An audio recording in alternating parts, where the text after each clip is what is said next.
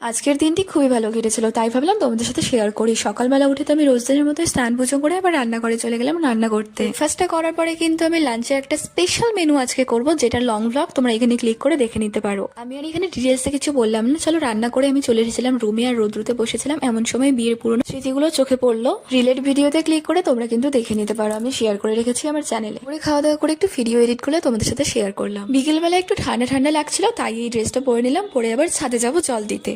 তাই ভাবলাম একটু জল খেয়ে নিই, কারণ জল একদমই কম কম খাওয়া উচিত না। ছাদে গিয়ে এত সুন্দর একটা দৃশ্য আমার চোখে পড়লো, জলটাকে ভরতে দিয়ে হঠাৎ আকাশের দিকে তাকাতেই দেখলাম এই সুন্দর মনোরম দৃশ্যটা। দেন আমার গাছের পুঁই মিটুলিটাও চোখে পড়লো, যেটা আমি অনেকদিন আগে লাগিয়েছি, আর এক এক করে সব গাছে জল দিয়ে দিলাম। আর তোমরা বলো পুঁই মিটুলিটা কিভাবে তোমরা খাও।